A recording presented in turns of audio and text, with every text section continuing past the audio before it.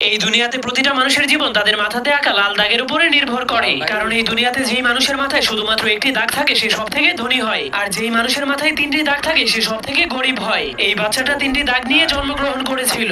এরপর সে ধীরে ধীরে বড় হওয়ার পর সে দেখতে পায় তাকে শুধু গরিব মানুষের সাথেই থাকতে হয়, আর যাদের মাথায় দুইটি দাগ আছে তাদের গোলামি করতে হয়। এমনকি তাকে দুই দাগওয়ালা মানুষের জন্য সারাদিনই কাজ করতে হয়, যার ফলে দুই দাগওয়ালা মানুষের বাচ্চারা তাকে মারলেও সে কিছুই বলতে পারতো না। এজন্য সে একদিন লুকিয়ে লুকিয়ে তার কপালের একটা দাগকে মুছে ফেলে। এরপর কাউকে কিছু না বলেই লুকিয়ে লুকিয়ে দুই দাগওয়ালা মানুষের রুমের মধ্যে চলে যায়। কিন্তু সে ভিতরে যাওয়ার পর দেখতে পায় সব দুই দাগওয়ালা মানুষের এক দাগওয়ালা মানুষের একদমই চাকরের মতো সেবা করছে, যা দেখার পর সে অনেক অবাক হয়ে যায়। এরপর সে বুদ্ধি খাটিয়ে তার আরেকটা দাগকেও মুছে ফেলে। কিন্তু যখন দুই দাগওয়ালা মানুষেরা দেখতে পায় তার কপালে এক দাগ, তখন তারাও তার সেবা করতে শুরু করে দেয়। তখন সে জীবনের প্রথমবার এত সম্মান পেয়ে অনেক খুশি হয়ে যায়। কিন্তু তখনই হঠাৎ করে উপর থেকে একটা মেশিন চলে আসে। এরপর সকল এক দাগওয়ালা মানুষদেরকে টেনে টেনে উপরে নিয়ে যায়। এরপর সেই মেশিন তাদের মাংসগুলোকে কেটে কেটে তিন দাগওয়ালা মানুষদেরকে খাওয়ার জন্য